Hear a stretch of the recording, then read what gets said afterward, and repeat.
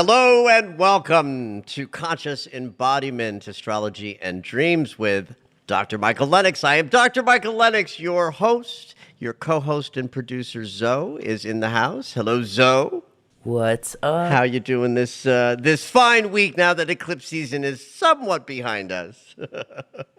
I'm good. I thought that I wasn't really feeling eclipse season, and then I looked back at my last week and I was like, oh no.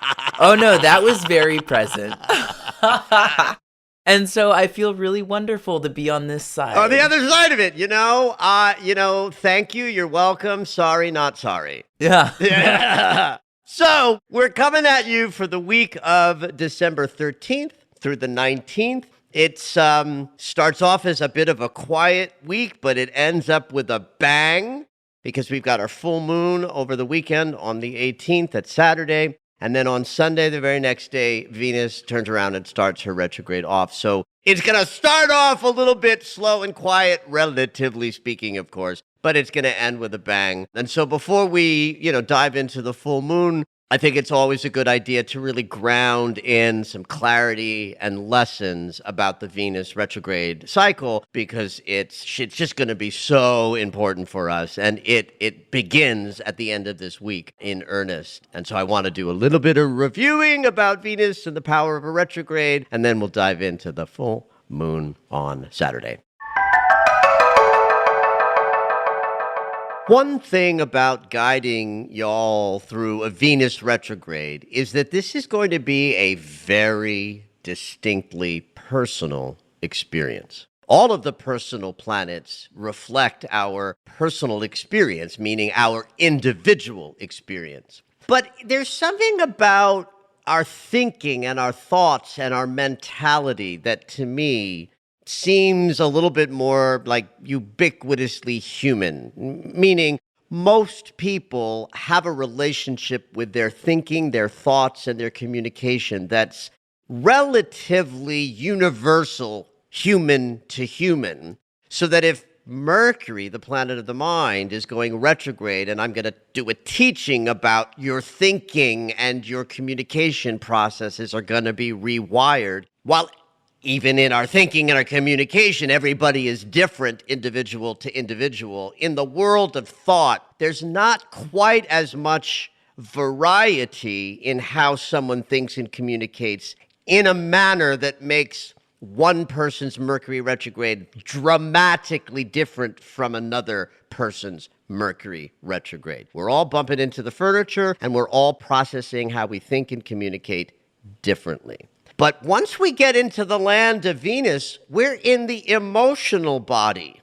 It's a very different construct. It's the feminine aspect of being human, which means it's malleable and fluid, and the distinction of how you as an individual process your emotions versus that individual or that individual is so, varied that it as an astrologer leading you through the experience, what I have to sort of convey is the Venus retrograde is going to rework how you, listener, relate to your emotions, your emotional body, your experiences of love and intimacy. And since we're all so very different in our emotionality, the process is going to be different for each person in a kind of a dramatic way. I find that our emotional bodies can surprise us even. Oh, I love you saying that because absolutely they can. And one of the things that is a measure or a marker of someone's greater sense of personal integration is the ability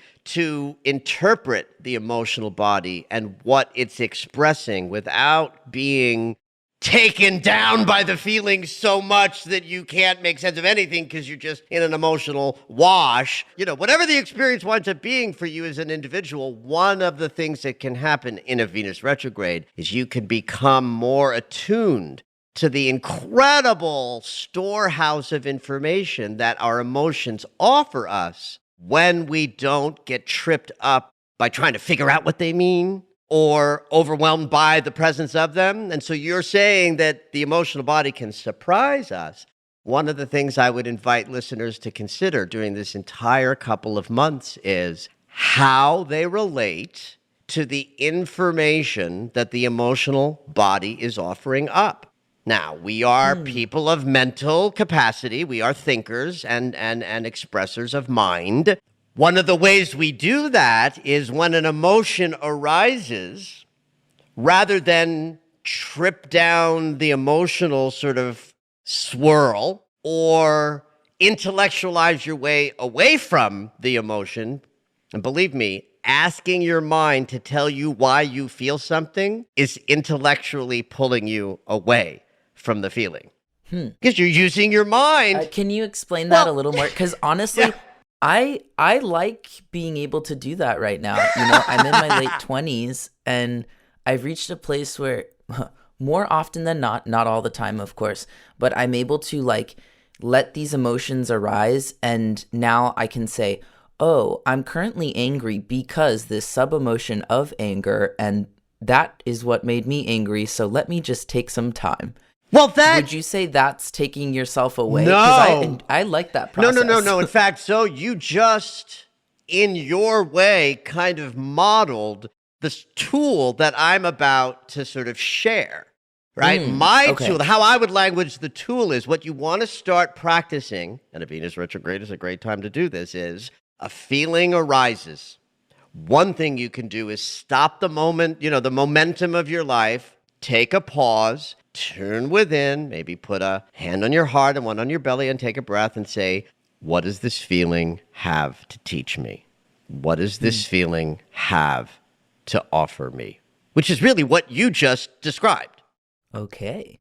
So, during a Venus retrograde process, I invite all of you to begin to view and witness how you and your emotional body relate to each other. What do you do when emotions rise up, when you feel constricted? Another thing that's a tip and a tool that comes out of cognitive behavioral therapy, when somebody is thinking their feelings too much, it's a great time to introduce this little tool and tip about relating to your emotional body, is where you start, instead of intellectually figuring out what the emotion might mean, you go to the body. What am I feeling in this moment? My chest is tight. My breathing is shallow. I'm feeling a little sweaty in my palms. Now what you're doing is organizing your sense of how you relate to your emotional body as something that's in your body, not in your mind. Oh, okay. Your feelings are not in your mind. That's right. Somewhere else. That's right. So what you did, Zoe, was an intellectual, let me follow my intellect to tell me what's the sub-feeling and the anger that's below. But you've got self-awareness. You've got a bunch of years of self-investigation. You're someone, most of the people who are listening to this podcast would fit into that category, right? Mm-hmm. So I think I'm talking about the distinction of what you described, which was using what you know in your mind to help you investigate a feeling, vis-a-vis the exchange that I sometimes have with my friends who are 28 or so, when I say, oh, I'm having this feeling, and the first question they say is, why? It's like, who cares why? I don't give a shit why I'm having the feeling. I just want to make sure I honor it. If there's something I need to know about it, what can I know about it? But the mind isn't as helpful in those queries as the body is. And then, of course, the mind will whisper, here's what it is, if you're paying attention. But these are the kinds of things to be in consideration during a Venus retrograde. Of course, part and parcel to any intimacy, relational experiences that morph and shift and twist and go through processes. Because trust me, everybody's love and intimacy life is going to go through some twists and changes as this month finishes out and as January unfolds. I want to talk about a thing called stationing, because Venus is stationing right now. Stationing is the word that means slowing down. Well, coming into the station. Think of a station, train station, right? The train does not keep going when it gets into the station, right? And it doesn't go from its regular speed to stopping, because if it did, it would crash into the station and there would be ruin and wreckage and death. But the train slows down, stops, and then reverses, backing out of the station, right? That's what a train does. Well, that's what a planet does as well. Venus, in particular, moves at about a degree a day.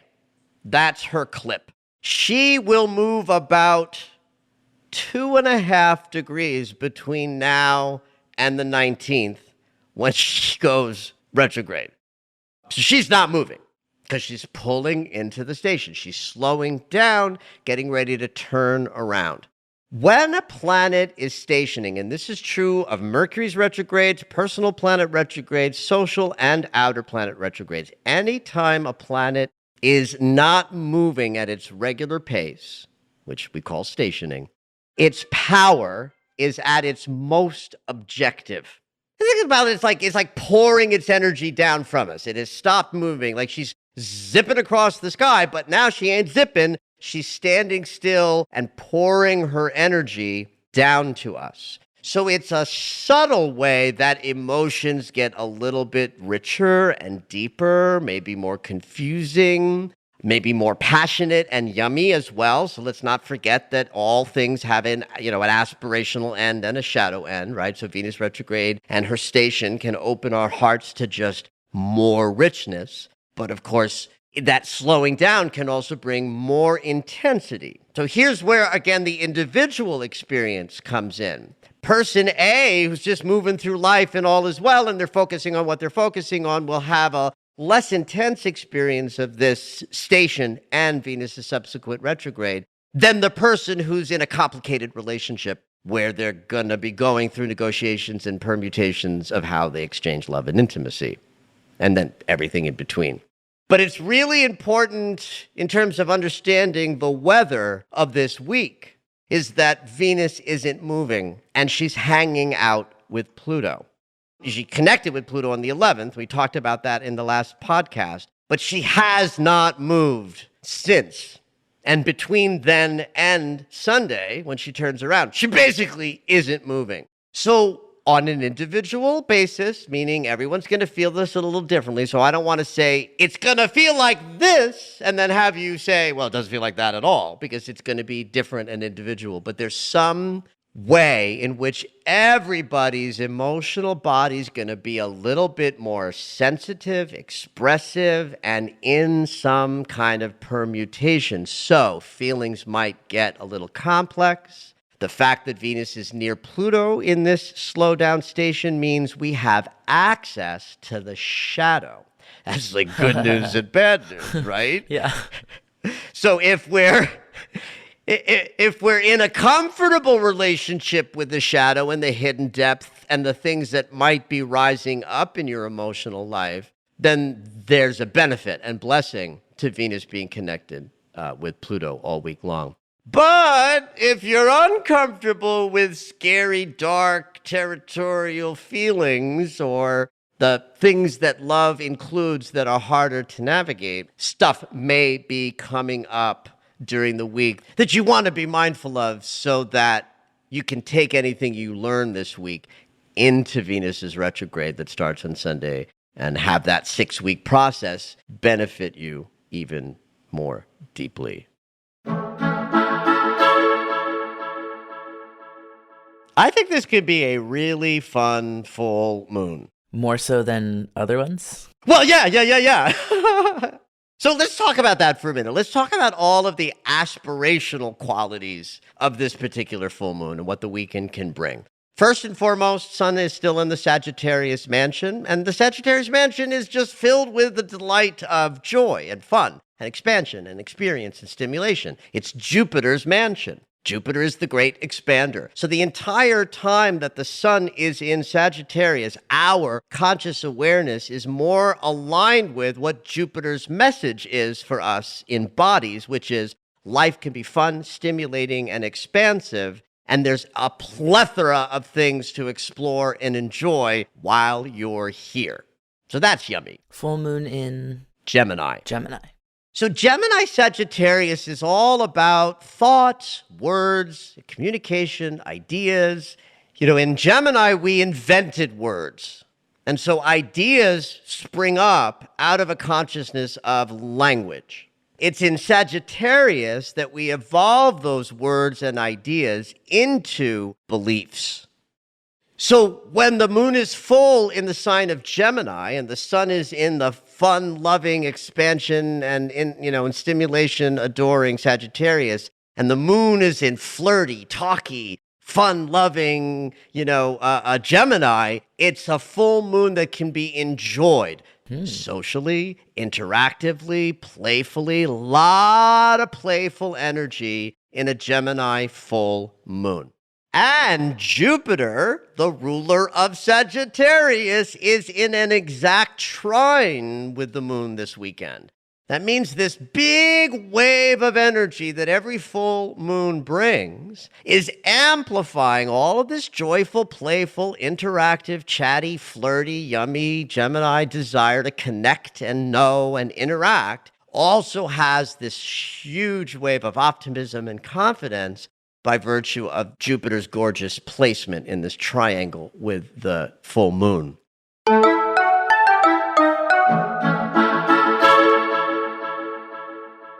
From just the perspective of the full moon brings amplified energy, and that's a fun wave to ride if you're not suffering in something that you're, working on. We'll get to that in a minute. There's just a gorgeous, playful, exuberant amount of energy along with the full moon. So in the gratitude portion of every full moon, of how we want to approach a full moon, it should be easy, in fact, to come up with a sense of gratitude for all the ways that your life is. All of that. Fun, flirty, chatty, interactive, filled with ideas that light you up. The joys of communicating and expressing and being in interaction with others in community. All the yummy aspects of Gemini is what we want to focus on, our sense of, delight at what we've created in this arena of our lives. And certainly from the spiritual seeking element of what Sagittarius brings us, then part of what the full moon gratitude can be about how you dial into your spiritual connection on an individual level, because your spiritual practice is deeply personal. And this is a moment to sort of, talk about it, know about it, think about it, and be in communication about all the things that bring you joy.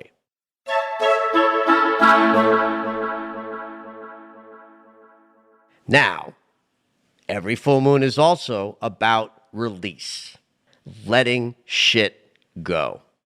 This becomes then a really important full moon because it's the last lunation in the Sagittarius-Gemini polarity before the nodes of the moon change signs and leave the Sagittarius-Gemini polarity. So this whole last 18 months of the North Node in Gemini has been leading to an eclipse season. And though the eclipses are behind us, we're still in a lunar cycle that was kicked off by an eclipse in the Sagittarius mansion. That we are called right now to let go of anything and everything in our minds and in our hearts that would inhibit us from rising up to a higher level of living our beliefs, living our truth. One of the difficult things about living your truth is to know that your truth and my truth may be different. And if I want to kill you off for having a truth that's different than mine, then I ain't living in a very high truth now, am I? This is a full moon for that release. And as I'm always fond of telling people, I am not the teacher that's going to tell you how to go out into the world and have those difficult conversations that need to happen, because I'm not so sure that I know anything about that. I mean, I'm kidding a little bit, because in my personal life, I meet every conversation with the most sort of, the highest level I can, right? But in a general sort of way, as a teacher, what I can do and assist on the planet is help all of y'all have an inner experience of knowing what truths you want to build your life on and ideas that you want to let go of that don't serve you. And one of those might be something like, my truth is so important to me that if you believe differently, I have to kill you off. And you might want to think about letting that go a little bit because that doesn't serve anybody. Mm-hmm. At any rate, there's plenty of room in this full moon to assist the release of anything that would not only inhibit your ideas from rising up to higher sort of vibration, but also your emotional body, because the angle between where the moon is in this full moon and where Venus and Pluto are is almost an exact inconjunct. The full moon is creating the great eliminator angle with Pluto and Venus, as Venus is literally standing at the edge of the pool going, I'm about to dive in. So we have this full moon on Saturday with this fork in the road eliminator aspect with love and the shadow hanging out together. And it's like, just as we sort of say, huzzah, I'm ready to let go of this or that, Venus comes along and says, I'm going to help. I'm going to dive into the unconscious for the next 6 weeks and help you honor the very changes to how you think and how you feel and how you express those thoughts and feelings so that you can bring more peace, more love to all your interactions. And that is how Peace for Humanity begins. Have at it.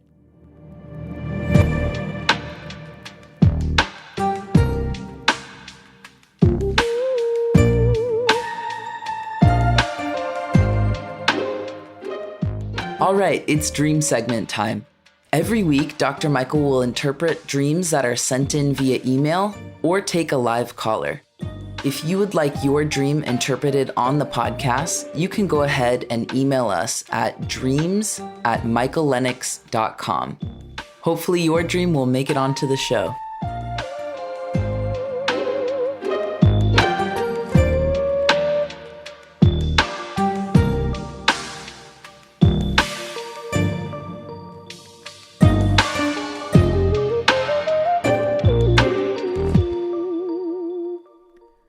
This week for our dream segment, we have a pretty unique emailed in dream.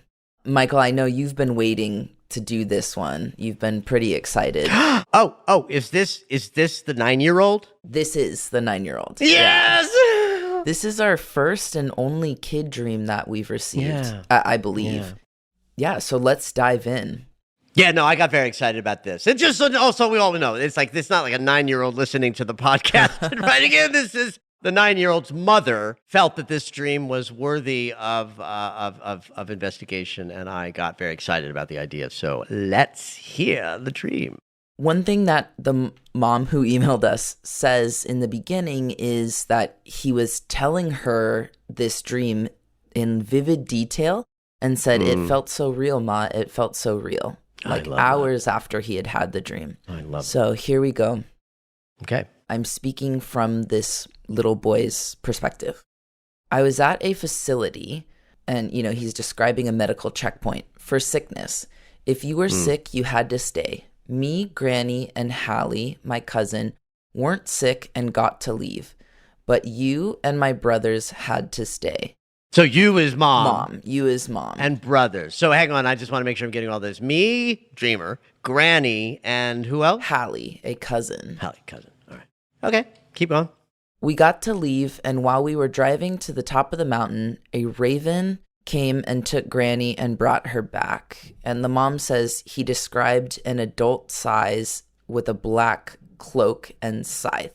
Wait. Wait a second. The raven is big. The raven is adult-sized with a black cloak and a scythe. Oh, my Lord. And this raven took Granny. Yeah, but brought her back.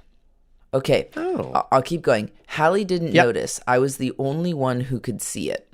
Then we were in the car, and it took Hallie, but it brought her back as well. And Granny didn't notice. It's like I was the only one who could see what was happening. Then the raven came and took me. He took me to a dark room, and I fainted. Then I woke up in the car. We were driving down the road, and I kept seeing the raven flying beside the car looking at me, and I kept fainting.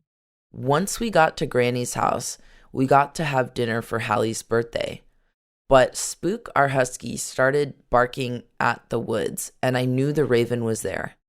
I walked out to the woods with Spook, and I could feel him.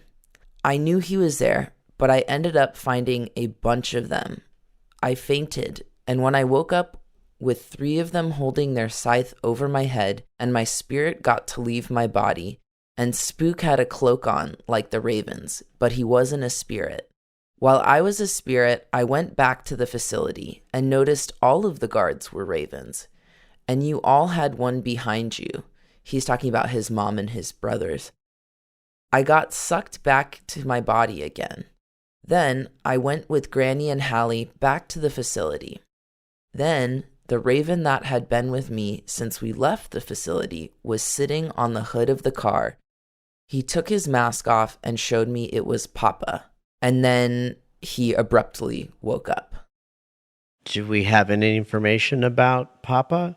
As in... So Papa is the father of Mom, and he passed away in 2015. Yeah. Okay, this is crazy. Oh my God. This is why I got so excited, right? Like, I glanced at this dream when it came in an email, and I remember sending it to you saying, we've got to get this 9-year-old boy's dream on the show. It's so intense for such a tiny body, like a tiny human. Right? Right. All right. Let's sort of break. There's so much to break down here. Let's get started. I think I want to just start with Raven, because clearly this is a dream about an animal totem revealing itself to our dreamer. What's his name? Dylan. Dylan's spirit animal is a raven, which is crazy. Ravens are all about magic. They are a very high level totem. You know, first of all, ravens are ridiculously smart. Now, we know that today, that ravens are smart scientifically, but they didn't know that 1,000 years ago, 2,000 years ago, when these, that these animal medicine notions rose up because of the clever ways that crows behave, right? They're crafty, they're smart. So there's a beautiful medicine in Raven that connects us to our sort of spiritual intelligence, a sense of magic and play. There's trickster energy with crow. So that means they communicate important messages to us, but in a trickster way, meaning not direct, sideways, or in synchronicity and happenstance. Anytime there's a raven, I think of Odin, the Norse god king, who had 2 ravens, Hugin and Munin, who were thought and memory. They fly around the world, and they catch the thoughts and the memories of the day, and they come back and they report them to the head, the king of the gods. And I said there's a lot of rich, powerful, magical, alchemical, spiritual guidance medicine when Raven is present. Let's also understand that we've got a pandemic dream. We're literally starting with a pandemic dream. This is a phenomenon that has happened over the last 2 years where multitudes more people are dreaming dreams that include things like medical facilities, masks, illness, doctors. All of the things associated with pandemics and illness are showing up in dreams where the human race is expressing the stress of the pandemic by an alteration to the dream life. And this is clearly one of them. So we do understand that Dylan is working out some anxieties about what it's like to be a 9-year-old in a global pandemic where people die. Yeah. And when you're 9, the idea of people dying is a new construct. That's also deeply spiritual if it's received well. So certainly some of the dream is just processing the stress. And because even in the dream, it's like if you're sick, you can leave. I mean, if you're sick, you have to stay. If you're well, you can leave. And so right there is a stressful idea being expressed. What if I get sick and I have to go or leave or stay, whichever? I'm not getting, I'm not being in the literality of the dream, but the expression or the conflict that's being expressed there is the randomness of this thing that can hit us. and cause some people to die and some people to not die. And that's another just way the dream is expressing some anxiety about living through a global pandemic. Barely interesting to me, though, compared to the richness of the rest of this dream. First of all, I was the only one who could see it was a theme. Right. So right there, we've got a dreamer who is understanding, beginning to understand. I'm now the dreamer speaking, I have intuitions, I have observations, I have knowings that other people don't get. Mm-hmm. Other people can't see what I can see. So when I hear that in the dream space, I wonder if, given the fact that the totem of the raven is so strong, and some of the images that I'm about to talk about are so literally expressing a connection to the mystery, to intuition, to guidance systems that come from other realms, that this notion of periodic moments in the dream where I was the only one that could see it is speaking to that. Dylan is discovering there are things inside him that are purely his in the realm of intuition and perception. I love this idea of the raven taking first Grandma, then Hallie, and then finally me, the dreamer. So if we've decided that the raven is a totem of profound, spiritual, energetic, intuitive, magical medicine, then in the dream, this act of watching the raven take each person and then including the dreamer, that reminds me of what it's like to be initiated into a spiritual sort of awakening.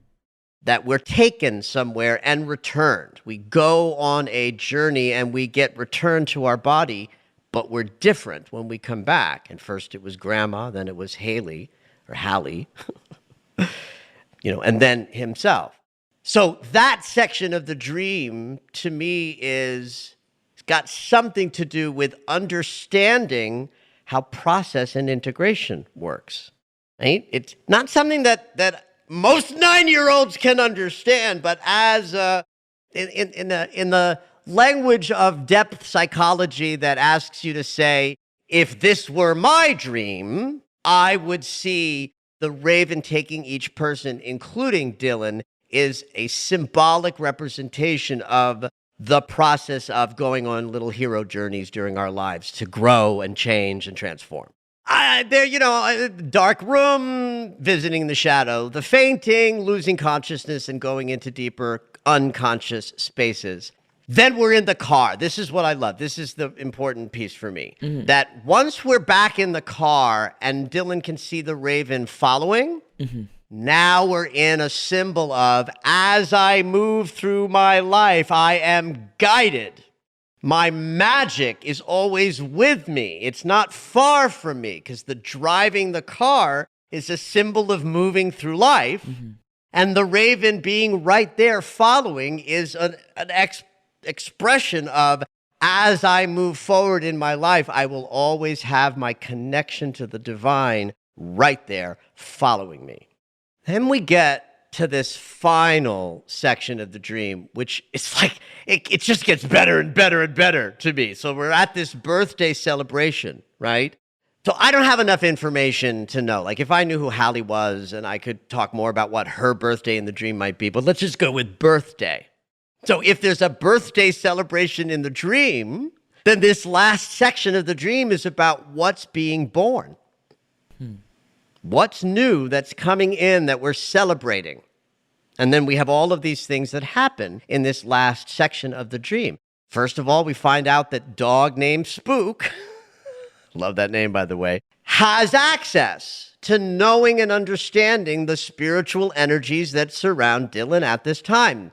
Spook knows the raven's in the woods. That's another symbolic expression of expanding the sense of energetic perception to include the dog as having the instinct to know that spirit is close by.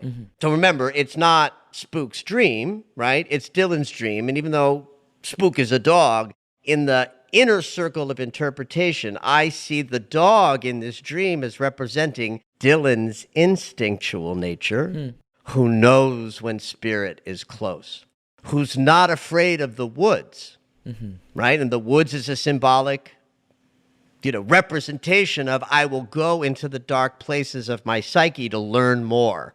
I won't shrink back from the deeper, darker investigations because that's where all freedom comes from. And so Dylan goes into the woods, where he then finds a bunch of them, right? There's an abundance of ravens into the woods, which is exactly right. You go into those recesses of the shadow of your psyche, and that's where all the wisdom is hanging out. Then we have this powerful three ravens with their scythes. Scythe can cut your head off. And in this moment, there's a sense of that's what's going to happen. And so you can think of the cutting off of the head as letting go of thinking, dropping over analyzing, not relying on intellect, but more on instinct. That's the power of the scythes being held over his head. And the fact that there are three of them makes it a trinity, a holy trinity. And what happens after this happens? Dylan becomes a spirit. I love that. That's another symbol of, wait a minute, am I a person, a human in a body, or am I a spirit? Am I a spiritual being having a human experience? And of course, we are both, and Dylan is learning this in a very big way in this dream. Wow. I was then a spirit. Then he says that each person had a raven behind them. This is fucking crazy. That's to see that all of us, each of us, every single one of us has guidance, spirit, wisdom, and assistance that's right behind us. Yeah. And in this dream, for a moment, it's the Raven archetype. And now this raven is sitting on the car, basically saying, hey, Dylan, now that you've gone through this dream and you understand that you have a spiritual totem that will guide you, sitting right on your car, ready to follow you as you drive through your rest of your life, the raven on the car says, I will guide you. And then when the raven becomes Papa, we get that part of that guidance system that we each receive is through our ancestry. Our ancestors are there, guiding us, propelling us, moving us forward. And this little 9-year-old boy is learning this lesson profoundly in his dream state. How cool. This is why I was so excited. Yeah. I don't read the dreams that come in. So you know this, and now you all know this. I don't read the dreams that come in because I want to hear them while I'm interpreting them. I don't want to know them in advance. And this one I read because the first line of the email was, my 9-year-old is having a dream. And I was like, oh, I can't resist finding out what your 9-year-old is dreaming, so much so that you wrote in about it. And then when I read the dream, I was like, we have to talk about this dream on the podcast. Yeah. So thank you, Dylan. Yes, thank you, Dylan. Thank you, Sarah. Thank you for listening to Conscious Embodiment, Astrology and Dreams with Dr. Michael Lennox. You can find us on Apple Music, the iHeartRadio app, and anywhere you find your favorite shows. Head on over to michaellennox.com for information on astrology readings, the Daily Astro Alert subscription, upcoming classes, and to join the mailing list.